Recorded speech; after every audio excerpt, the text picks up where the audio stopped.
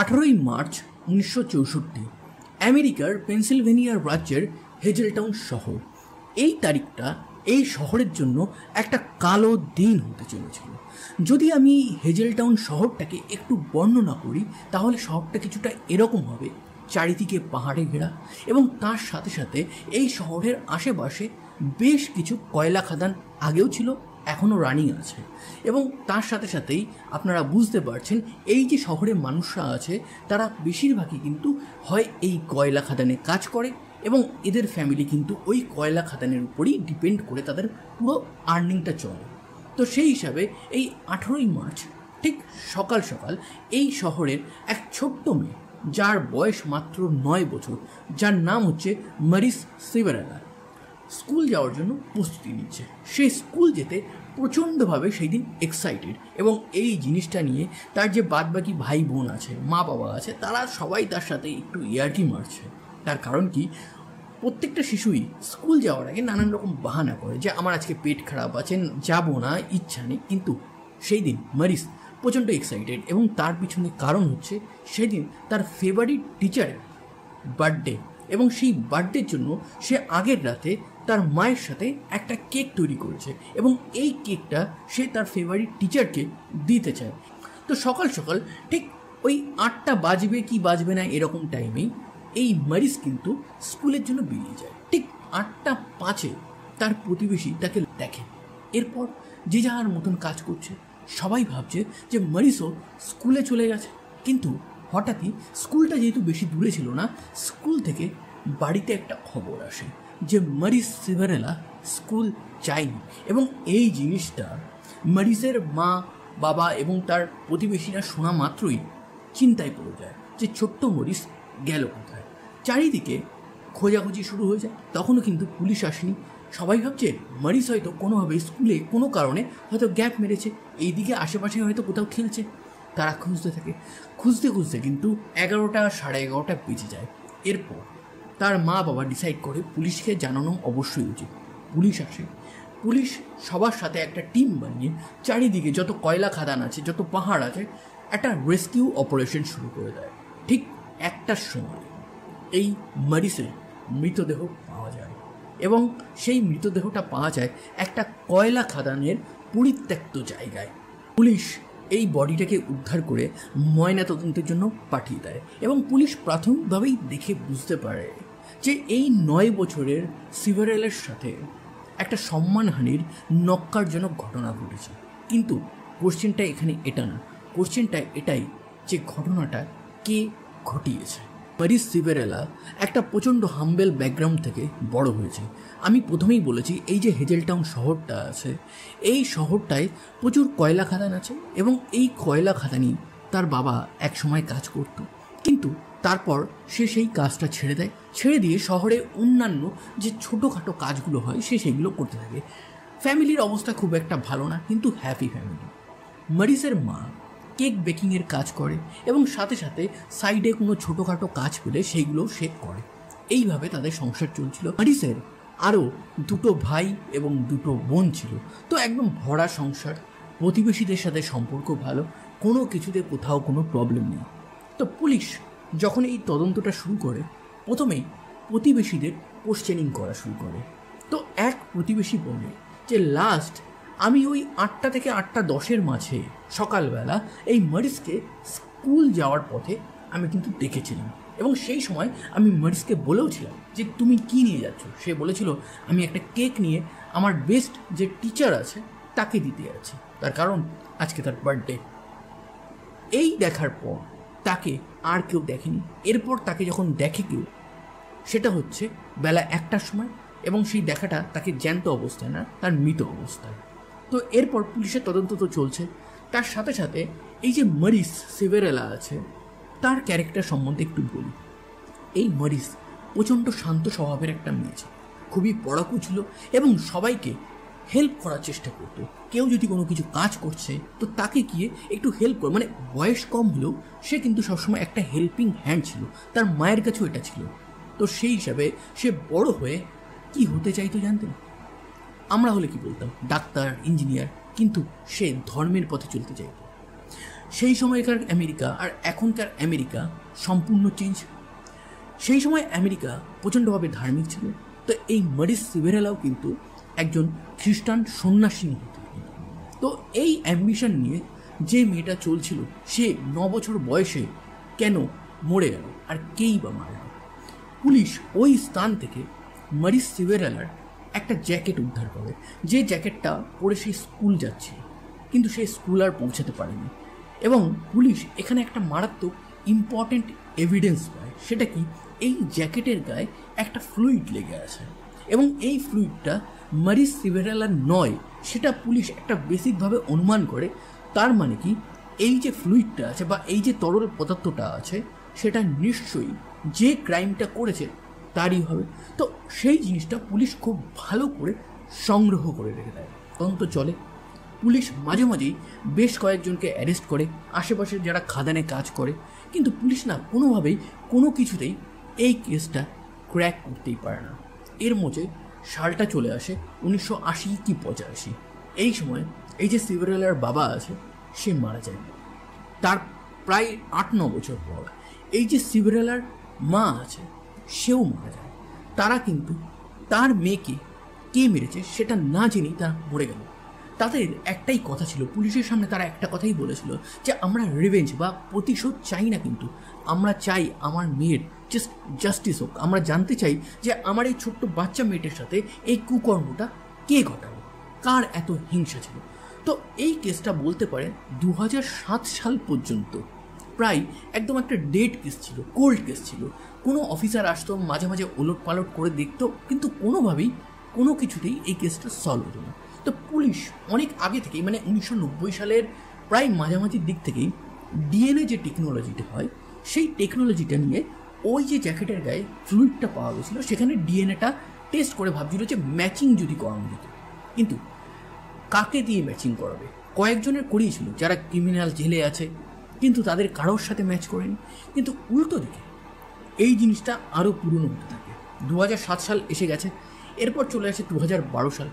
কিন্তু সেই সময় ডিএনএর কিছু ডেভেলপমেন্ট হয়, কিন্তু তাতেও কোনো কিছুতেই কোনো ফল পায়নি পুলিশ। এরপর সোজা চলে আসে 2019 সাল।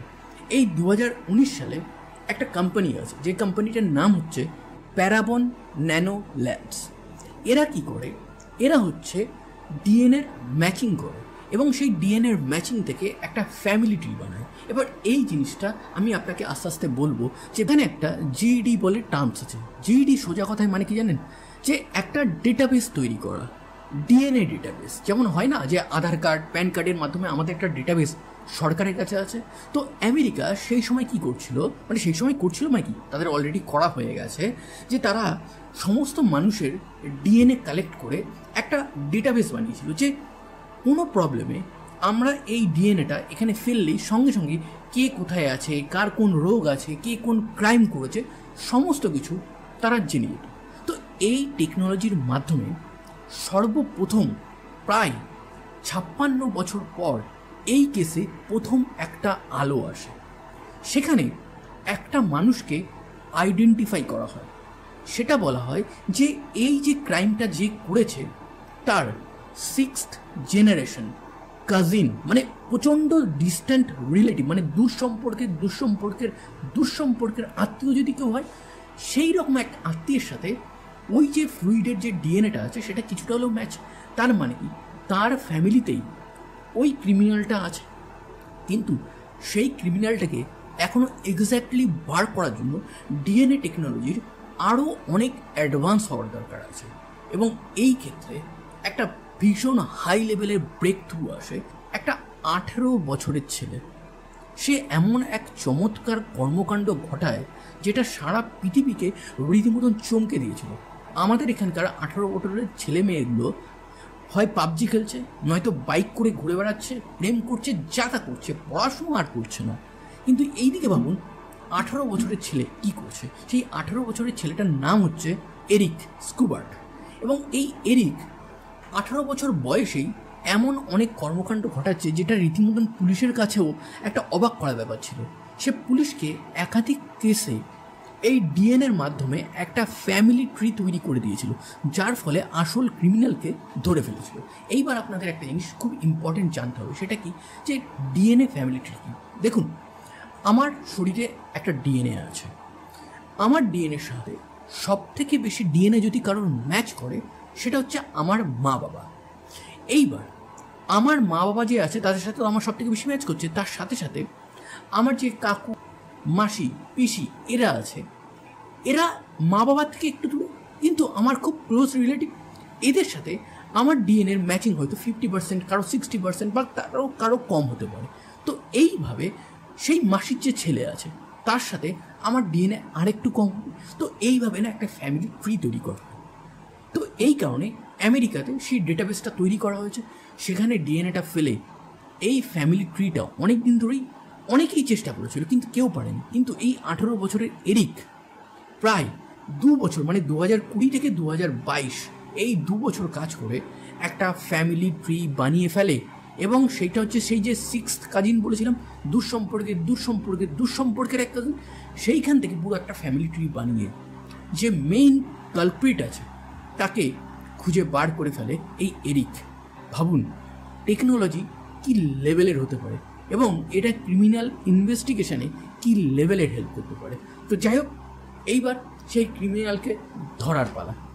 কিন্তু আপনি নিজেও বুঝতে পারছেন 1964-এ কেউ যদি কোনো ক্রাইম করে থাকে, নিশ্চয়ই 2022 সালে এসে তার বয়স নিয়ার অ্যাবাউট 1995 এরকম তো কম বেশি হবেই। তো সেই ক্ষেত্রে পুলিশের মনে খুব একটা আশা ছিল না যে ক্রিমিনাল বেঁচে আছে। কিন্তু ক্রিমিনালের নাম হচ্ছে জেমস পল। এই জেমস পল ওই হ্যাজেলটাউন শহরে একটা বারে বার টেন্ডার হিসেবে কাজ করত। সে বিয়ে করেনি, তার কোনো বাচ্চা কাচ্চাও নেই, কিন্তু তার কিছু ফ্যামিলি ছিল, মানে কাজিন ব্রাদার, নিজের আগের পক্ষের মায়ের পক্ষের এরকম কিছু ভাই বোন ছিল। তো সেই ক্ষেত্রে সেইখান থেকে কিন্তু এই ডিএনএটা এখানে ম্যাচ করানো হয়। এরপর এখনও তো পুলিশ শিওর না যে এই ব্যক্তি সেই ব্যক্তি। একটা ডিএনএ ট্রি তো তৈরি হয়েছে, কিন্তু এখন তো আলটিমেট ম্যাচ করাতে হবে। মারিস সিভেরেলার জ্যাকেটে যে লিকুইডটা লেগেছিল সেটার সাথে এটা 100% ম্যাচ করে দেয়। তার মানে ক্রিমিনালের নাম হচ্ছে জেমস পল। সেই ব্যাপারে পুলিশ একদম 100% গ্যারান্টেড হয়ে যায়। এই জেমস পলের ব্যাপারে আরও অনেক কিছু জানার আছে। এই জেমস পল এই কুকর্মটা 1964-এ করেছিল। সেই সময় পুলিশের র্যাডারে কিন্তু এই জেমস পল আসেনি, কিন্তু এরপরে পুলিশ কিন্তু দুবার এই জেমস পলকে অ্যারেস্ট করেছিল। 1974-এ তাকে একবার মারপিট এবং কিছু মেয়েদের হ্যারাস করার জন্য অ্যারেস্ট করা হয়। সেখানে সে 1 বছর জেলে কাটায়, তারপর সেখান থেকে সে বেইলে মুক্তি পায়। এরপর 1978 সালে সে আবার মারপিট করার জন্য এবং হ্যারাসমেন্টের জন্য জেলে যায়। সেইবারও সে 6 মাস জেল কাটে। মানে পুলিশের হাতের নাগালেই ছিল, পুলিশ দেখেওছে, তাকে জেলেও পাঠিয়েছে। কিন্তু এই কেসে যে সে অভিযুক্ত সেই জিনিসটা পুলিশ কোনোভাবে আইডিয়া করতে পারেনি। তার কারণ সেই সময় না তো ছিল সিসিটিভি, না তো সেই 1978-এ ডিএনএ টেকনোলজি এসেছে। ডিএনএ টেকনোলজিটা ধরে নিন 1980s-এর লাস্টের দিকে খুবই ইনিশিয়াল স্টেজে আস্তে আস্তে ওয়েস্টার্ন কান্ট্রিতে আসতে শুরু করে। ভারতে আসে 1992-তে। এবং একদিন আমি সেই গল্পটাও শোনাবো যেখানে ভারতে ফার্স্ট ডিএনএ ম্যাচিংয়ের মাধ্যমে ক্রিমিনালকে ধরা হয়। সেই কেসটাও প্রচণ্ড ইন্টারেস্টিং। কিন্তু শেষমেশ এই জেমস পলের কি হলো? জেমস পল কি একটা বিন্দাস লাইফ কাটিয়ে চলে গেল? না, তাকে শাস্তি দিয়েছে প্রকৃতি এবং ভগবান। এ এতগুলো কুকর্ম করেছে, কিন্তু এর মৃত্যু হয় 1980-তে হার্ট অ্যাটাকে। এবং 1964-এ সে যখন এই কুকর্মটা ঘটিয়েছিল তখন তার বয়স মাত্র 22 বছর ছিল।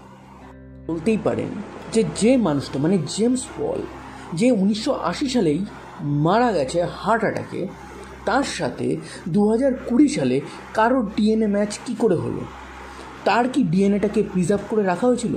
না, অ্যাকচুয়ালি ব্যাপারটা হচ্ছে এইটা যে সিভারেলার জ্যাকেটে যে বডিলি ফ্লুইড ছিল সেই ফ্লুইডটাকে নেওয়া হয় এবং তার সাথে সাথে জেমস পলের যে কবর ছিল সেই কবর থেকে ডিএনএ এক্সট্র্যাক্ট করা হয়।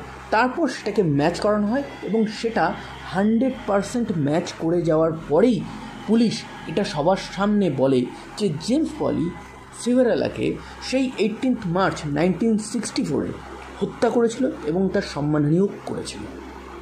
আজকের একটা ভেরি ইন্টারেস্টিং কেস, যেখানে 58 বছর পর একটা 18 বছরের ইয়ং ছেলে একটা কোল্ড কেস সলভ করে দেয়। তো এই রকম রিয়েল লাইফ ইন্টারেস্টিং স্টোরি শুনতে চাইলে আমার চ্যানেলটাকে অবশ্যই সাবস্ক্রাইব করুন, এবং আজকের ঘটনা ভালো লাগবে একটা লাইক করুন, একটা কমেন্ট করুন এবং বন্ধুদের গ্রুপে শেয়ার করে দিন। দেখুন, ব্যাকগ্রাউন্ডটা চেঞ্জ করে দিয়েছি, অনেক কষ্টে ভেবে চিনতে কী করব ভেবে পাচ্ছিলাম না। তারপর শেষমেশ ভাবলাম যে ইয়েস, ক্রিমিনাল ভিকটিম নিউজ এই কাটিংগুলো করে দিই, সিম্পলের মধ্যে একটা করেছি। কেমন লাগলো সেটা কমেন্ট বক্সে অবশ্যই জানাবেন। ধন্যবাদ, আবার দেখা হবে।